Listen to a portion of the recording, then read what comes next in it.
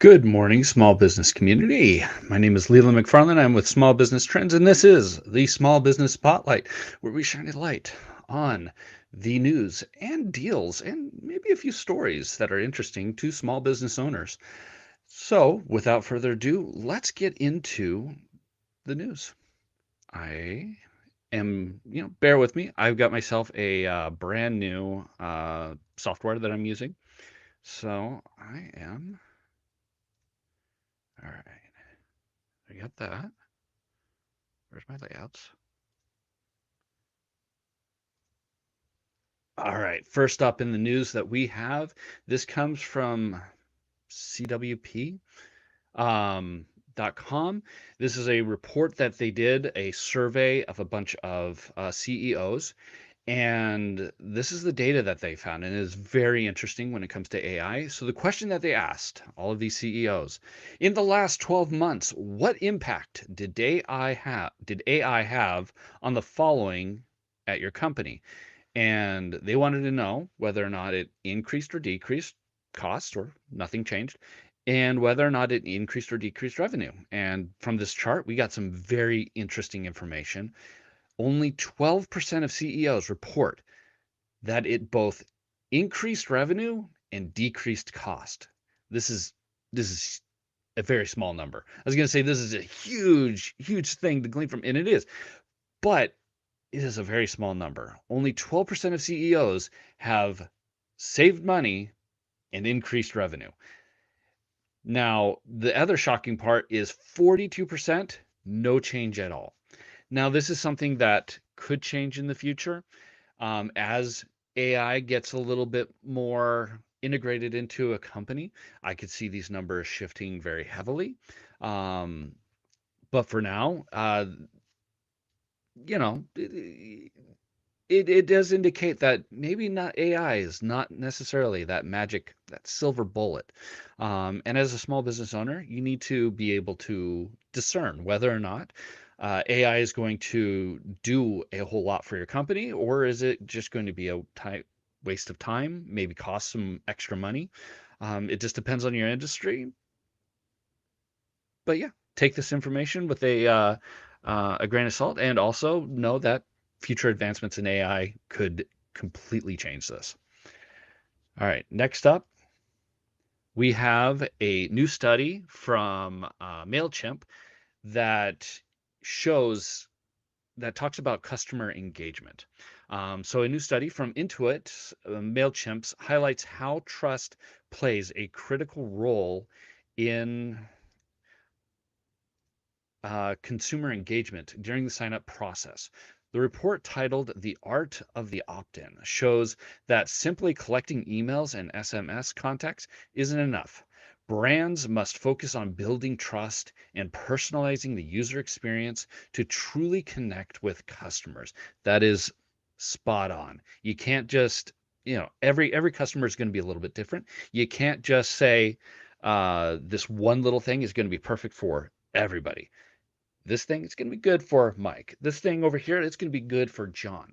You got to be able to customize, tailor your messages to your customers. Having a good CRM will help you do that. According to Matt Chimino, a product manager at MailChimp, the sign up moment is one of the few times brands can earn permission to form a direct relationship with customers. However, the study finds a big gap between what marketers think consumers are willing to share and the reality of privacy concerns. For example, while 65% of brands ask for a phone number at sign up, only 28% of consumers are comfortable sharing this information. That's me right there. I do not like giving out my phone number because with email, I know that I can put filters in, spam, whatever. It's a little bit harder with the phone number. And if it gets sold, my phone is ringing off the hook with, have you got your car warranty? We're here to upgrade your car warranty. We want you to um buy life insurance. I don't know. It's it's not comfortable for me personally. The report also reveals that many marketers struggle with maintaining high quality contact lists. Less than one third state that their list is very high quality, and only 8% report strong opt in rates.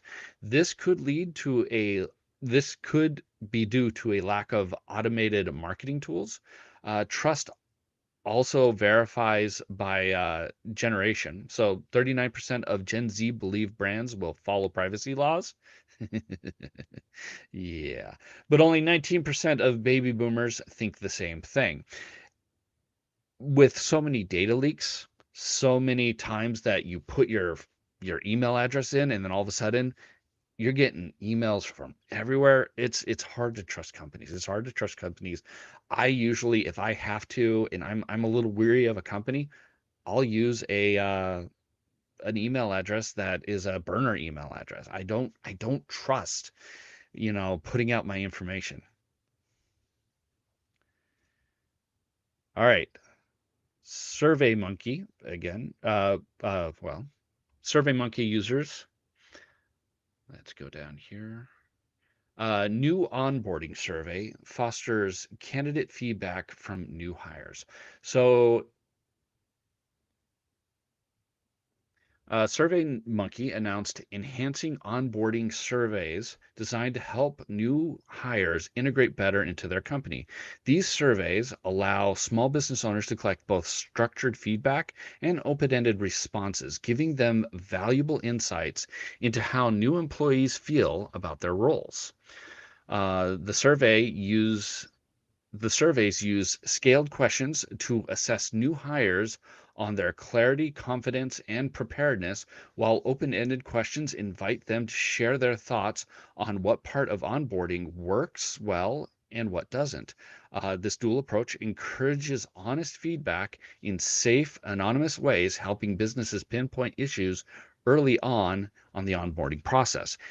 Getting to issues early is vitally important. If you have an issue where a person is not trained properly, if they feel like they're drowning, this tool could actually give them the opportunity to be able to um, voice those concerns and be able to have that behavior corrected so that it doesn't become a problem down the road. All of a sudden, you have with this an employee who's doing everything correctly versus someone 2 3 months 4 months down the road, they're hurting, they're struggling. I get it. This perfect. I like these kind of tools. I like being able to utilize AI, utilize new technologies to be able to really enhance um, processes that can be very troubling and time consuming and stuff that slips through the cracks. This feedback can empower small business owners to tailor training programs to better meet the needs of new hires, ultimately reducing turnover. However, creating effective surveys requires careful planning, management, must be ready to accept constructive criticism. That right there. That's a big pain point I know within companies. You get a manager and they go, "I know better. It's right here. I know what needs to be done. Don't tell me what to do. I'm the manager. I know what needs to happen." And not all managers are like this. Not all managers, but some can be this way, and it could be a pain point. And hopefully, this can help businesses be able to find those pain points quickly, resolve them, and be able to have less turnover, less pain points. I like this kind of stuff, this kind of new tools. All right, next up, we got Workday. They have integrated new features, and I'm, again, loving the new features that help, and this tool in particular will help translate military skills into something that's a little bit easier to use in the office place. Workday has introduced a new tool called the Military Skill Mapper, aimed at helping small business recruiters recruit veterans effectively. This innovative feature translates military experience into civilian skills, making it easier to hire teams to understand the valuable contributions that veterans can make. Every year, over 200,000 service members transition to civilian life, and many small businesses may not fully recognize the potential these individuals bring. The Military Skills Mapper aims to change that by making veteran skills more relatable and easier to identify in the hiring process. Rod Levi, CEO of Code Platoon, emphasizes that veterans want their skills to be clearly understood, not special treatment. Um, to be, they don't want special treatment, and this tool can help meet that need. The Military Mapper Skill Mapper works with Workday recruiting platform by analyzing veterans' military backgrounds and job descriptions to create tailored list of civilian equivalent skills. This leads to more effective resumes for candidates and smoother hiring processes for employers. I like this. I like tools that allow you to take someone from one industry and be able to effectively put them into another industry. And this doesn't even have to be just about military, um, but this could be any kind of industry. And I wish that they go forward with this.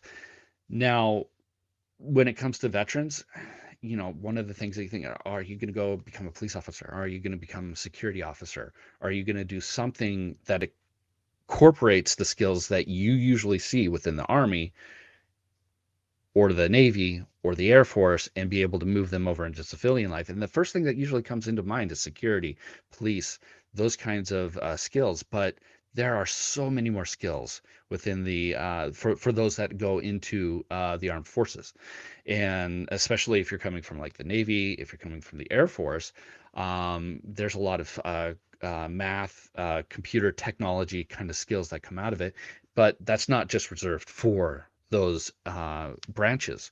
So being able to have someone come in and say, well, I have all of these skills. Well, I don't know if I can use those. Well, let's put it through the mapper. Oh, you could really help me out here, here, and here. Perfect. I love this kind of stuff. All right. So wanted to add in a relatively new aspect of this podcast, this live stream. What I want to do is be able to bring out some deals, something that you might be interested in as a small business owner. So first off, on the that I got is Adobe Firefly is doing unlimited generations until March 16th if you got yourself a plan. Now, normally you generate an image, 20 credits, 40 credits, depends on the um, what you use to be able to generate it, whether you're going to use the Firefly built in, or you're using Google, or you're using ChatGPT. But the big one is going to be video generation. And if you've ever wanted to try video generation, I think they have a $20 plan somewhere around there. Be able to get in there and do unlimited videos for the next month, over a month. Uh, that is really helpful. I know I've generated videos and it costs hundreds of credits. You can only do a few, and with even with AI companies, it can be they limit the amount of videos that you can do, but unlimited videos, that's going to be very useful. And it's useful if you're wanting to actually get out there and try video generation, to not have that looming, oh, I'm using up credits, to be able to go in there, try things out. It's an awesome opportunity to be able to learn a new skill, to be able to utilize it without fear of, I'm going to run out of credits.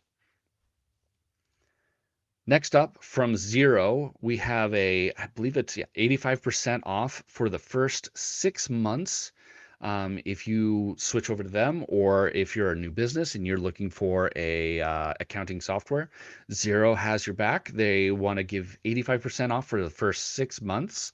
If you buy before March 31st, you can't beat an $8 a month or $3.75 for accounting software. I know I pay somewhere around 40 for QuickBooks. Um, but hey, if you're getting out there and you're wanting to get in some accounting software, perfect opportunity for you.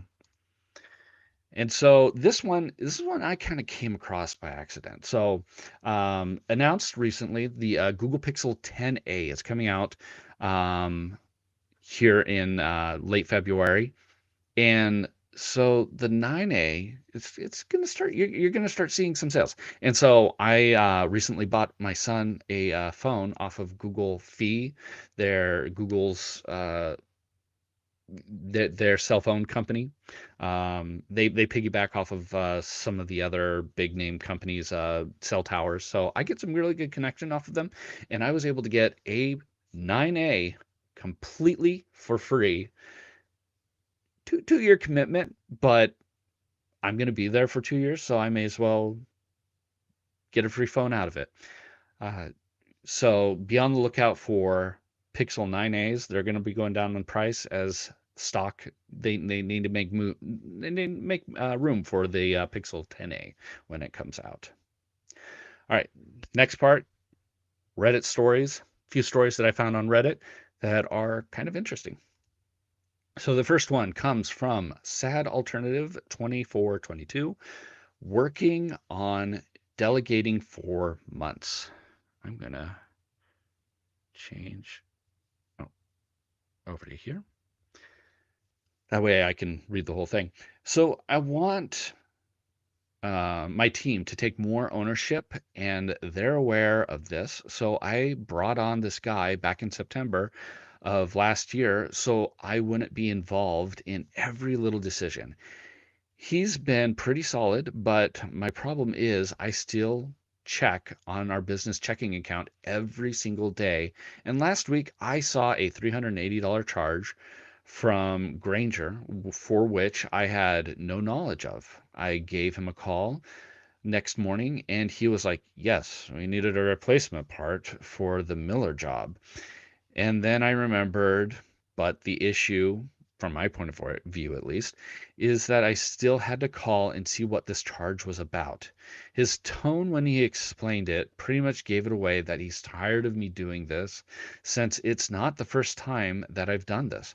My whole pattern is I tell him he's in charge and then question every purchase he makes, which obviously defeats the entire point. I know he's not going to blow money on stupid stuff, but the second I see charges I wasn't personally involved in, I start second guessing everything. Even my wife says I need to either delegate or just stop caring, full stop. And I agree with her, but I don't know how to do this. Any tips or tricks? So it's hard when you've got control. And I've worked with some micromanaging bosses in the past. It's hard to give up control when you've got control, and it's hard when it's your business to put it into other people's hands. But that's ultimately what you have to do. Either that or you're going to work yourself into a rut. The biggest thing to do is to maybe somewhat give up control and maybe not look at it once a day, but try to get to once a week. And then sit down, have a weekly meeting with your guy and be like, okay, how are things going? Hey, what was this charge about? Don't make it, a big deal, an emergency deal, but just once a week, check in. And then maybe once every other week, once a month, you have a little bit of a check in. Slowly release that. Don't go cold turkey. You're going to go back. You're going to snap right back. Just slowly release it. And that shows that you're actually building the trust with them. And then you're also not just tossing them out there to potentially drown. So this one comes from Routine Post 3154. Nobody warned me how mentally exhausting running a successful business would be. From the outside, things look good. Revenue is steady, clients are happy, bills are paid.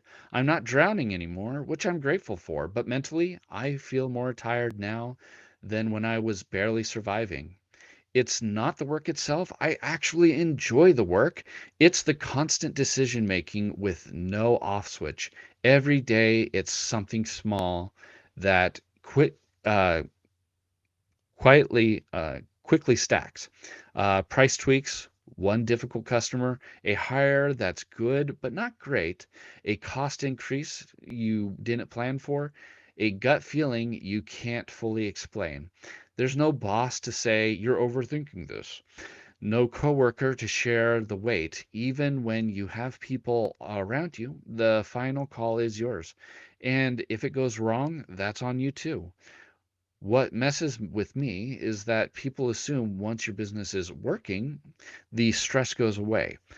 It doesn't. It just changes shape. Less panic, more background pressure.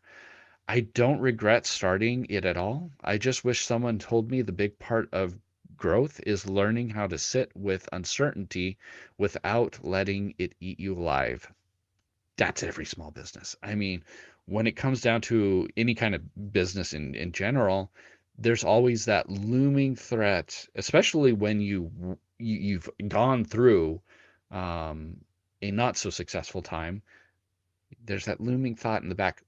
What happens if I have to go back to that uncertain time? What happens if this breaks? What happens if I lose this customer? What happens if what if? And it doesn't help that it seems like you're taking on a lot of the tasks. My suggestion would be to help that offset that. Give those little tasks to someone and let them deal with it. Don't take it all upon yourself. That's the best way I've seen to be able to help yourself, your mental state. I've I have a cousin, he owns a Dairy Queen. He has a manager. His manager takes care of most of the day to day. And he comes in, does a few things, make sure that the lights are still turned on, no one's stealing, checks the books a little bit, and then he goes off. And then he does whatever he needs to do. As a small business, try to get to that point. That's what I would say. How do I scale a vintage shop when everything is one of a kind? This one comes from No Conference 9892. Yep.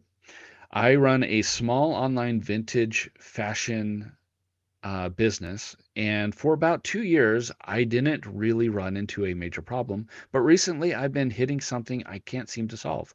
I keep getting groups of customers, sometimes 15 to 20 people, asking for the same specific item or style. The problem is, I might only have 3 to 4 of these pieces or a few similar ones.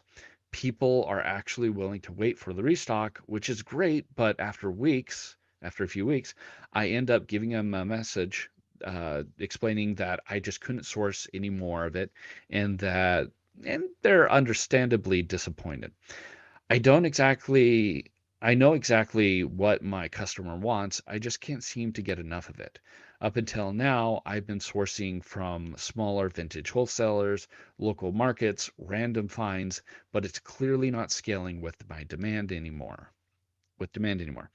I feel like I'm starting to lose customers, not because they don't like my shop, but because I can't provide enough quantity of the things that they want. So I wanted to ask here, uh, do you find bigger, more reliable vintage suppliers?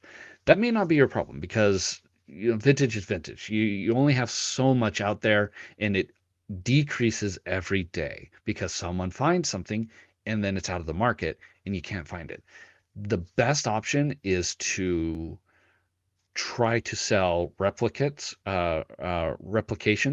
Um, don't say that it's vintage, but say this style is very popular, and so I just stocked a couple um, is it duplications, replicas of this kind of vintage style. It's brand new. Um, let them know that, but say it's a replica of this vintage style. If you've got a vintage style community who's wanting to buy from you, lean into that and find a wholesaler that's willing to sell you this vintage type clothing or um, pieces, whether it's like brooches or jackets or something like that. Be able to find them brand new, let them know, hey, this is a brand new item, and then sell them for less, but you could sell more. It helps you diversify your business, which is always my big number one thing. It's like make sure that you have multiple ways to sell. That way, if you can't find those vintage pieces, you're not leaving money on the table. All right, customer used my product for 6 months, then demanded a full refund because he changed his mind. This comes from own profile 2330. So I sell handmade leather goods. Been in business for 4 years now.